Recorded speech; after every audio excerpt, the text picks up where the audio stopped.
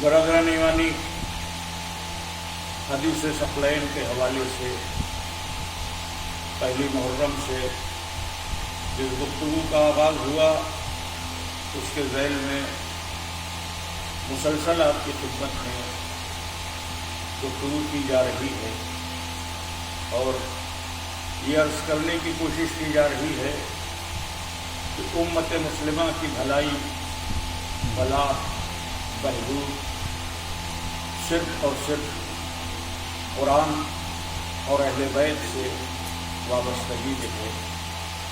یہ بات پیغمبر اکرم فرما کر گئے ہیں، یہ ہماری کہی ہوئی بات نہیں ہے، کسی راوی کا بیان نہیں ہے، کسی مفسر کی تفسیر نہیں ہے، کسی محدث کی تعویل نہیں ہے، بلکہ زبان وحی ترجمان کہ جس پر نزول قرآن ہے اس کی زبان مطہر سے ادا ہوئے جملے ہیں، اور جس کو بعنوان وصیت پیغمبر نے ارشاد فرمایا۔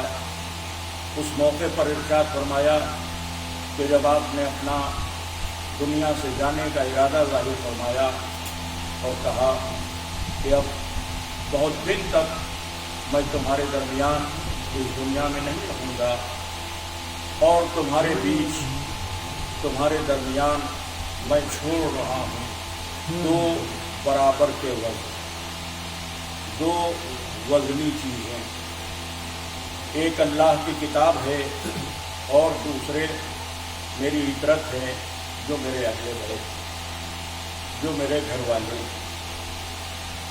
اس واضح ارشاد کے بعد کہ جس کا اعتبار ساری ملت مسلمہ کو ہے اور ساری دنیا کے مسلمانوں کو ہے،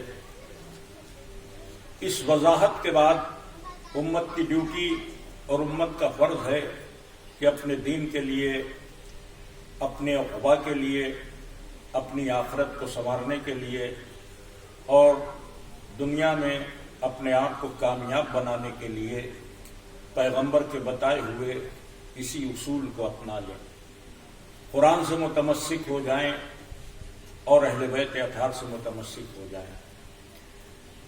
یہاں پر جو غلطی ہوئی اور ابتدائی دور میں ہوئی وہ یہ کہ لوگوں نے حضور کے ایک حکم کو ظاہری طور پر قبول کیا اور کہا کہ ہم قرآن سے وابستہ ہیں، لیکن دوسرے حکم کو قبول کرنے میں تعامل کیا اور اہل بیت کو چھوڑ دیا۔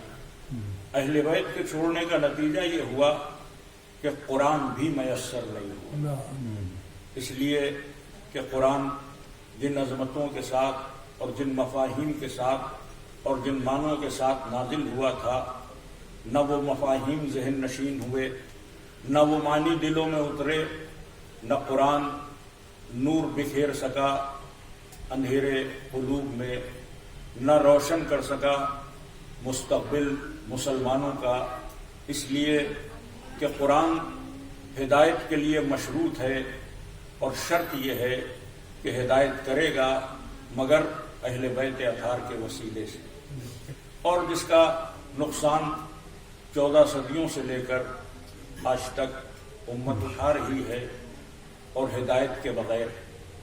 ذرا گرامی، ہدایت یعنی بندگی کے صحیح راستوں پر گامزن ہو جانا، ہدایت یعنی صراط مستقیم کو پا لینا، ہدایت یعنی دنیا سے لے کر آخرت تک کا سفر اللہ کی مرضی کے مطابق طے کرنا۔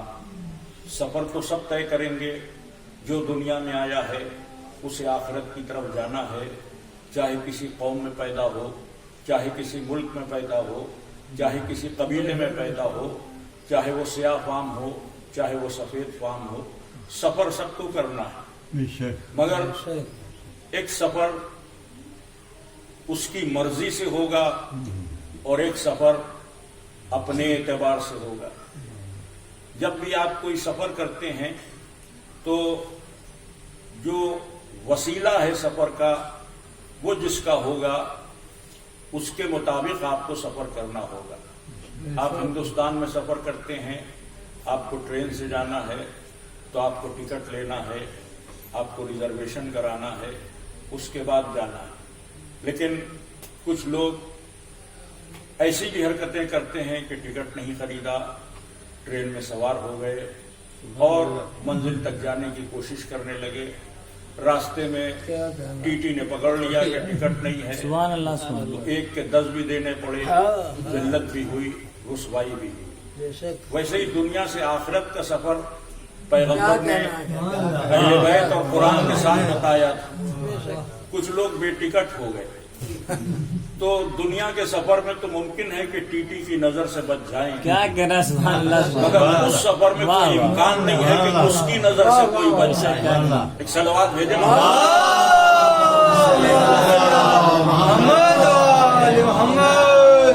उस सफर में, तो उसकी नजर से कोई बच भी नहीं सकता। जब बच भी नहीं सकता तो जो भी सजा है, जो भी जुर्म की पादाश उसने मुअय्यन की है वो भुगतना पड़ेगा। इसलिए कि उसने कहा था कि हमने तुमको बुलाया है, हम ही ने तुमको भेजा है। जब हमने भेजा है और हम बुला रहे हैं तो अपनी मर्जी से ना हो, बल्कि हमारी मर्जी के मुताबिक। हमारी बारगाह में आना तो कुरान और अहले बैत के दामन को थामे हुए आना। तुम अहले बैत के दामन को छोड़ कर आओगे तो याद रखो कि तुम्हारा ठिकाना जहन्नम होगा। अब और मैं तो हिदायत के मान ही ये हैं कि अल्लाह की मर्जी के मुताबिक जिंदगी के सफर को गुजारा जाए, और बगैर हिदायत के कोई अल्लाह का सच्चा बंदा नहीं बन सकता, कोई हकीकी तौर पर मुसलमान नहीं बन सकता। फर्जी मुसलमान होना और बात है, हकीकी मुसलमान होना और बात है। निगरानी फर्जी मुसलमान जुल्म, जबर, तशद्दुद की अलामत बन जाता है। हकीकी मुसलमान मेहरो मोहब्बत का सलीका दुनिया में सिखाता है। तो जिस दहलीज से मोहब्बत के सरचश्मे जारी हों, समझ लीजिए कि असल इस्लाम वहाँ है। जहाँ से नफरत की बातें की जा रही हों, जहाँ इंसानों को इंसानों से जुदा किया जा रहा हो, जहाँ कौमों से इख्तिलाफ किया जा रहा हो, जहाँ बेगुनाहों के खून से जमीन को लालाजार बनाया जा रहा हो, वहाँ सब कुछ मुमकिन है, मगर इस्लाम मुमकिन नहीं है। इस्लाम वही मिलेगा कि जो इंसानों पर मेहरबान हो जाए, जो खल्क़ खुदा के साथ हुस्न सलूक करता हुआ नजर आए। तो निगरानी ये उसी वक्त मुमकिन है कि जब हमें हिदायत मिल जाए। हिदायत मिल नहीं सकती इसलिए कि पैगंबर ने हिदायत को अहले बैत की तासीर और उनकी पैरवी में पोशीदा फरमाया कि अगर हिदायत चाहिए तो मेरे अहले बैत की पैरवी करना, अगर नजात चाहिए तो मेरे अहले बैत की पैरवी करना। बहुत तवील वक्त नहीं है कि तफसीली गुफ्तगू की जाए। आप खेल में है कि अय्याम अज़ा की गुफ्तगू 25 से 35 मिनट तक होती है हर मजलिस में। अब कोई तय तो होता नहीं कि कहाँ 35 मिनट हो जाए और कहाँ 32 मिनट हो, कहाँ 28 मिनट हो। तो बयान होता है और उसी में बस कोशिश ये होती है कि बहुत ज्यादा बयान ना हो। तो मैं आपकी खिदमत में अर्ज करूं कि इंसान को कामयाब होने के लिए और बेहतरीन बंदगी के लिए 2 चीजों की जरूरत है। बहुत तवज्जो रहे, सिर्फ 2 चीजें हैं, और उसमें से एक का ताल्लुक दुनिया से है और एक का ताल्लुक आखिरत से। दुनिया से एक का ताल्लुक है, एक का ताल्लुक आखिरत से। दुनिया में उस इंसान को कामयाब माना जाएगा जिसे हिदायत मिल जाए। जिसे हिदायत न मिले, करोड़ों की दौलत मिल जाए तो नाकाम, हफ्ते अक़लीम की हुकूमत मिल जाए तो नाकाम, साहिब तख्त व ताज मिल जाए तो नाकाम। इसलिए कि दौलत कारून को भी मिली, दौलत नमरूद को भी मिली, दौलत फिरौन को भी मिली, दौलत यजीद के पास भी थी। तो ये सब दौलत लेकर दुनिया की आसाइश तो खरीद सके, मगर अहले बैत की अदावत की वजह से हिदायत के करीब ना हो सके। तो ये वो लोग हैं कि जो नाकाम हैं अपनी जिंदगी में भी और नाकाम हैं अपनी आखिरत में भी, कि जिनको हिदायत नहीं नसीब। वो इंसान के जो टूटे हुए घर में रहता हो, जो छप्पर में रहता हो, जो झोपड़ी में रहता हो, जिसके घर पे ढंग का दरवाजा भी ना हो, लेकिन अगर उसका दिल हिदायत की रोशनी से मुनव्वर है तो वो दुनिया का कामयाब तरीन इंसान। महलों में रहने वाला नाकाम हो सकता है, ٹوٹے ہوئے مکانوں میں رہنے والا کامیاب ہو سکتا ہے ہدایت کی بنیاد پر. دنیا کے ہر انسان کی بنیادی ضرورت ہدایت مل جائے تو حق بندگی ادا ہوگا. تو دنیا میں کامیابی کی ضمانت ہدایت ہے. آخرت میں کامیابی کی ضمانت نجات ہے. آخرت میں وہی کامیاب ہے کہ جسے نجات مل جائے، جو جنت تک پہنچ جائے. جسے نجات نہ ملی، جو جہنم میں چلا گیا، وہ ناکام ہو گیا. اور اس نجات کا انحصار بھی اس ہدایت پہ ہے جو دنیا میں آپ نے حاصل کی تھی. اگر دنیا میں ہدایت حاصل ہوئی تو آخرت میں نجات بھی مل جائے گی. تو دنیا کی کامیابی ہدایت میں مضمر ہے، آخرت کی کامیابی نجات میں پوشیدہ ہے. جس انسان کے ہاتھ میں یہ دونوں چیزیں آ جائیں، یعنی ہدایت اور نجات، وہ کامیاب. جان گرامی، دو چیزیں انسان کی بنیادی ضرورتیں ہیں اور پیغمبر نے ان دو چیزوں کے لیے دو چیزیں چھوڑی. ایک کا نام قرآن ہے، دوسرے کا اہل بیت. اگر ہدایت اور نجات چاہیے تو قرآن اور اہل بیت سے وابستہ ہو جانا. اگر ہدایت اور نجات نہیں چاہیے تو جس راستے پہ چاہنا چلے جانا. تو اب آپ ذرا غور فرمائیں کہ دو چیزیں بہت اہم ہیں، ایک ہدایت اور دوسرے نجات. دنیا کی ضرورت کا نام ہدایت ہے، آخرت کی ضرورت کا نام نجات ہے. ان دونوں ضرورتوں کو پیغمبر نے ایک مرکز پہ جمع کر دیا. دونوں ضرورتوں کو ایک مرکز پہ جمع کر دیا اور مشہور زمانہ حدیث ہے کہ ارشاد فرمایا، ان الحسین مصباح الہدی و سفینۃ النجات. سبحان اللہ سبحان اللہ. میرا حسین چراغ ہدایت بھی ہے، میرا حسین سفینہ نجات بھی ہے. ایک سلام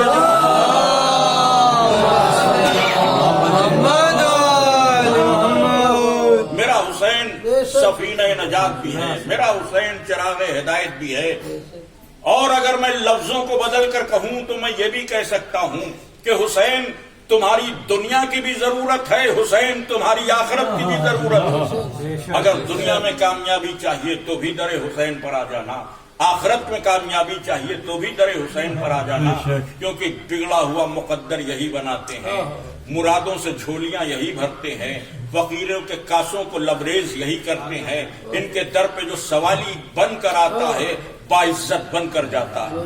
جو ان کے در پر جو طلب کرنے آتا ہے وہ اس کو عطا کرتے ہیں، اور ان کی عطا محدود نہیں ہے. کوئی آئے، کسی قوم کا آئے، کسی قبیلے کا آئے، نہیں، انسان نہیں، جانور آئیں تو ان کی بھی تمنائیں پوری ہوں گی. جانور نہیں، فرشتے آئیں تو ان کی بھی تمنائیں پوری ہوں گی. کبھی فطر اس کو بالوں پر دیتے ہیں، کبھی ہرنی کو اس کے بچے لوٹا دیتے ہیں، کبھی انسانوں کا دامن مراد بھر دیتے ہیں. یہ کریم کی بارگاہ. اگر کوئی ہدایت لینے اور نجات لینے در حسین پر آئے تو حسین کے در سے ہدایت بھی ملتی، حسین کے در سے نجات بھی ملتی. اب غور کیجئے کہ اب ہدایت کیسے ملے گی؟ یہ حسین کے کرم پر. کوئی اگر ہدایت کا مستحق ہے، سوال نہ بھی کرے تو ہدایت پہنچا دے. کوئی مستحق ہے جس کو حسین کی نگاہ نے پرکھ لیا ہو کہ یہ ہدایت کا مستحق ہے تو اسے ہدایت پہنچا دیتی. اب دیکھیے کہ آنے والا آیا تھا دشمن بن کر، آنے والا آیا تھا لشکر لے کر، آنے والا آیا تھا گھیرنے کے لیے. لیکن حسین کی نگاہ انتخاب نے پہچانا کہ یہ غلط سمت چلا گیا، یہ ادھر کا آدمی نہیں ہے، یہ ادھر کا آدمی. اس کی ہدایت کے لیے امام حسین نے کرم کی بارش کی. اس لیے کہ جب آیا تھا تو پیاسا تھا، اکیلے پیاسا نہیں تھا، پورا لشکر پیاسا تھا. تاریخ لکھتی ہے کہ حر کے لشکر نے کوفے کے راستے میں جب مزاحمت کی ہے تو امام حسین کوفے جا رہے تھے اور حر کا لشکر ادھر سے آ رہا تھا. دور سے ایسا لگا کہ کوئی نخلستان ہے. تو کسی نے کہا کہ کوئی نخلستان آ گیا ہے، ہم وہاں آرام کر لیں گے. تو ایسے بھی لوگ کارواں میں تھے کہ جو راستوں سے واقف تھے. ان کا نہیں، اس راستے میں تو کوئی نخلستان ہے ہی نہیں.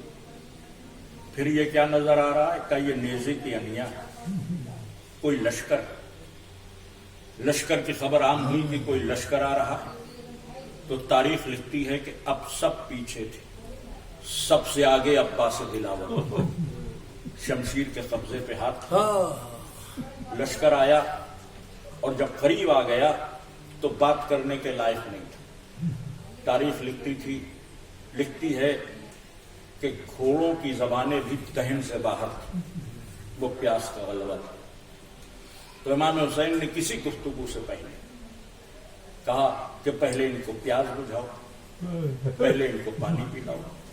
ظاہر کے سفر میں پانی کا ذخیرہ لے کر مسافر چلتے تھے، اور حسین کے سفر میں تو ایک بہت بڑا کارواں تھا. تو کئی اونٹ تھے کہ جن پہ مشقیں لدی ہوئی تھیں. ان کا دہانہ کھول دیا گیا، پیاسوں کو پانی پلایا جانے لگا. حسین کے ساتھ جو لوگ تھے وہ پانی کے جام لے کر ایک ایک کے قریب جانے لگے. خود ہر کے لشکر کے ایک سپاہی کا بیان ہے کہ مجھ پہ پیاس کا بہت شدید غلبہ تھا، میری زبان باہر نکلی، مجھے پانی کا جام ملا تو میں اتنا پیاسا تھا کہ میں اپنے ہاتھ سے اس جام کو اپنے منہ تک نہیں لے جا پا رہا. پانی گر گیا. حسین نے یہ منظر دیکھا تو خود آگے آئے اور اپنے ہاتھوں سے مجھے پانی پلایا. اب غور فرمائیں کہ جس کریم نے وہ مہربانی کی ہو کہ اپنے ہاتھوں سے پانی پلایا ہو. وقت ذبح کہہ رہا تھا کہ بہت پیاسی ہے، اور اس کو کسی نے ایک بوند پانی نہ دیا. جب پانی پی لیا، جب لشکر ہوش میں آ گیا، اب گفتگو شروع ہوئی. کہاں کا ارادہ ہے؟ کوفے کا. کہا نہیں، آپ کوفے نہیں جا سکتے. بفر گئے عباس، کون روکے گا؟ حر نے لجام فرس پہ ہاتھ ڈالا، اس کے سید و آقا حسین، کہ میں آپ کو کوفے جانے نہیں دوں گا. بس ایک جملہ کہا، حر تیری ماں تیرے ماتم میں بیٹھی. عرب کے اعتبار سے شدید جملہ تھا. جیسے یہ جملہ کہا، جیسے حر کو ایک جھٹکا لگا. تڑپ کر اس نے کہا کہ پورے عرب میں اگر کوئی یہ جملہ کہتا تو اس سے سب جواب پاتا، لیکن آپ کی ماں پہ درود و سلام، وہ تو سیدہ زہرا، میں ان کے لیے کچھ نہیں کہہ سکتا. یہ ایک جملہ نہیں تھا، یہ ہدایت کا ایک حربہ تھا جو حسین نے استعمال کیا تھا. اب غور فرمائیں کہ یہ جملہ حر کو آخر تک تڑپاتا رہا. یہ جملہ حر کو آخر تک تڑپاتا رہا.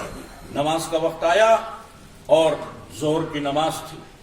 امام نے کہا میں نماز پڑھنے جا رہا ہوں، تمہارا لشکر تمہارے ساتھ نماز پڑھے گا یا میرے ساتھ صف بنے گی؟ تو حر نے پھر تلوار کے قبضے پہ ہاتھ رکھا. کیا نبی کے نواسے آپ کے ہوتے ہوئے کون اتنی جرت کرے کہ کوئی اور نماز پڑھا سکے؟ نماز تو آپ کے پیچھے ہی ہوگی، نماز حسین کے پیچھے ہوگی، لیکن بادشاہ کا حکم ہے میں آپ کو کوفے نہیں جانے دوں گی. پھر یہ طے ہوا کہ دونوں لشکر ساتھ ساتھ چلے اور دونوں لشکر کربلا. حر یہ سمجھ رہا تھا کہ نبی کے نواسے مزاحمت ہوگی، بات چیت ہوگی، معاملہ ختم ہو جائے گا. لیکن جب شب عاشور طے ہو گیا کہ روز عاشور میدان کارزار سج جائے گا اور نبی کا نواسا شہید ہو جائے گا، تو اب یہ رات حر کو پریشان کی رہی. پوری رات جاگ رہا، کبھی خیمے میں، کبھی خیمے سے باہر، کبھی پھر خیمے میں، کبھی خیمے سے باہر. بار بار یہ خیال آ رہا ہے کہ حسین سیدہ کے بیٹے، بار بار یہ خیال آ رہا ہے کہ حسین نبی کے نواسے. غلام نے یہ حالت دیکھی، ماتھے پہ پسینہ دیکھا، پانی کا جام لے کر حر کے قریب آیا. آقا پانی پی لیجیے. ایک بار پانی کے جام کو پھینک دیا کہ تو مجھے پانی پلا رہا. آقا کیوں بے چین؟ اب جو بے چینی کی وجہ حر نے بتائی ہے، عزیزان گرامی بڑا کربناک مرحلہ. کیوں بے چین؟ کہ میرے ساتھ آؤ. غلام کو لے کر پشت خیمہ پر گیا، کچھ دور. کئی آوازیں سن رہے ہو؟ کہاں؟ کہ کیسی آوازیں؟ کہ کچھ بچے ہیں جو کہہ رہے ہیں ہائے پیاس، کچھ بچے ہیں جو الکش کی آوازیں بلند کر رہے ہیں. کہ یہ حسین کے بچے ہیں، اور یہ حسین کے اطفال نہیں، یہ ساقی کوثر کے اطفال ہیں. یہ پیاسے ہیں اور تو مجھے پانی پیش کر رہا. پھر کیا سوچا کہ آنکھیں کھل گئی، اب اس لشکر سے کوچ کر کے اس لشکر میں جانا۔ رات کسی طرح ڈھلی، صبح چلنے کو تیار ہوئے۔ جب تیار ہوئے تو بھائی آ گیا، کہ کدھر کا ارادہ ہے؟ کہ لشکر حسین کی طرف۔ کہ میں بھی چلوں گا۔ بیٹا آ گیا، بابا میں بھی چلوں گا۔ جب سب تیار ہوئے تو غلام قدموں سے لپٹ گیا، کہ آقا زندگی میں تو آپ کے ساتھ رہا، اب جنت جانے کی باری آئی تو آپ مجھے چھوڑ کر جا رہے ہیں، میں بھی چلوں گا۔ یہ 4 آدمیوں کا چھوٹا سا گروہ نکلا۔ عمر سعد اپنے خیمے کے در پر تھا۔ اس نے کہا حر بہت بے چین دیکھ رہے ہیں، کچھ حالات بدلے ہوئے ہیں، کدھر کا ارادہ ہے؟ تو حر نے کہا کہ نارے دوزخ سے ہوائے جنت کی طرف جا رہا۔ یہ کہہ کر گھوڑے کو ایڑ لگائی اور چند لمحوں میں یزید کی لشکر کی سرحدوں سے نکل کر حسین کے لشکر کی طرف۔ جب یزیدی فوج کی سرحدوں سے نکل گیا، اب رکا۔ اب بھائی نے پوچھا کیا پھر کوئی تردد؟ بیٹے نے کہا آقا، بیٹے نے کہا بابا اب ہم حسین کے لشکر کو چھوڑ کر نہیں جا سکتے، آپ رک کیوں گئے؟ کہ میں پلٹنے کے لیے نہیں رکا، میں یہ سمجھ رہا ہوں کہ یہ جو بچوں کی پیاس ہے یہ میری وجہ سے، میں یہ سمجھ رہا ہوں کہ یہ جو ننھے ننھے بچے ہائے پیاس کہہ رہے ہیں یہ میری وجہ سے۔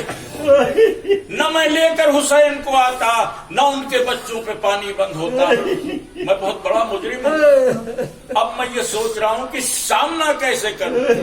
بیٹا رومال سے میرا چہرہ ڈھانپ دو، اور اپنا رومال دیا کہ میرے رومال سے میرے ہاتھ کو باندھ دو، میں بندھے ہاتھوں کے ساتھ زہرا کے لال کی بارگاہ میں جانا چاہتا ہوں، مجرم بن کر جانا چاہتا ہوں۔ جو حر نے کہا اس پہ عمل ہوا، چہرہ ڈھانک دیا گیا، ہاتھ باندھ دیے گئے۔